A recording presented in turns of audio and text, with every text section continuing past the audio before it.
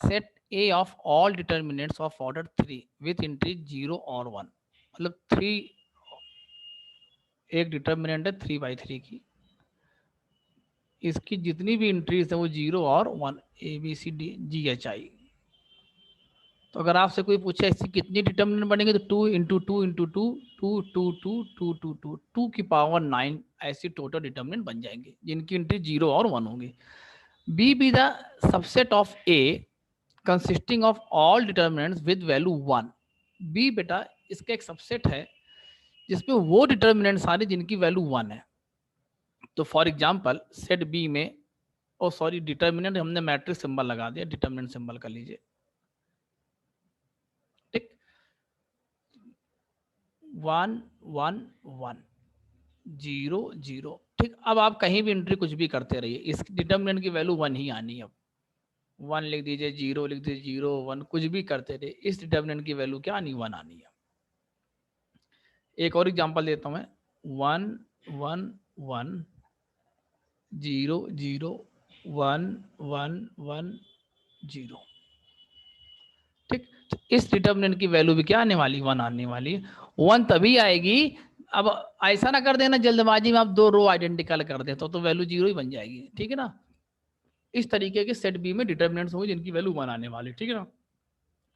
अब एक सेट सी है, उसमें क्या हो रहा है कि डिटर्मिनेंट की वैल्यू -1 है। अच्छा चलो सेट सी एक बनाते हैं जरा, तो 0 0 1 0 1 0 1 0 0, देखिए ये एक डिटर्मिनेंट है, इसकी आप देखिए वैल्यू क्या हो रही है, -1 हो रही है। अच्छा, ठीक, आगे देखते हैं। तो आपको ये बताना है कि देखो सेट सी इज एम्प्टी, ये तो पहले ही गलत हो गया, सेट सी इज एम्प्टी ये तो पहले ही गलत हो गया, ठीक, क्योंकि सेट सी के एक डिटर्मिनेंट मैंने आपके सामने बना दिए।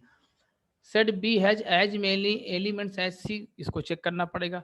ए equal to B union C, कह रहा है कि जो ए होगा वो बी यूनियन सी होगा, नहीं, क्योंकि ए में ये भी डिटर्मिनेंट पॉसिबल है कि जिसके डिटर्मिनेंट की वैल्यू ही 0 हो जाए, ये भी तो ए में आ रहे होंगे, तो ये भी आपका गलत हो गया, ठीक।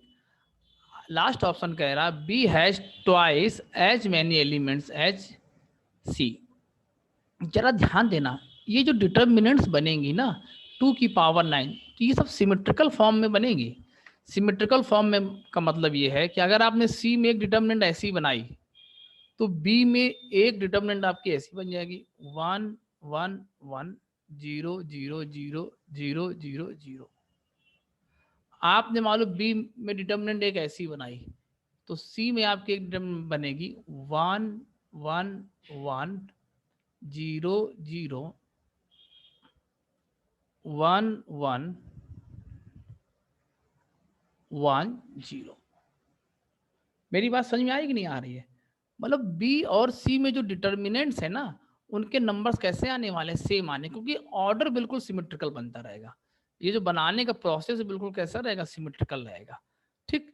तो इसने नंबर्स नहीं पूछे कि ऐसी कितनी डिटर्मिनेंट बनेंगी। अगर ये नंबर्स पूछता तो क्वेश्चन और कॉम्प्लिकेटेड हो जाता, तो हमें वो कैलकुलेट करके निकालना पड़ता। वो निकाल भी सकते हैं, ऐसा नहीं है, वो परमुटेशन कॉम्बिनेशन में आपने काफ़ी कुछ सीखा है, वो ऐसे कैसे कैलकुलेट किया जाता है, वो निकाला भी जा सकता है। बट इस केस में आप देखिए सिमेट्रिकल फॉर्म है, दैट्स वाई जितनी डिटर्मिनेंट बी की बनेंगी उतनी ही, जितने एलिमेंट्स सेट बी में होंगे उतने ही एलिमेंट सेट सी में होंगे। आपका सेकेंड पार्ट सही आंसर होगा।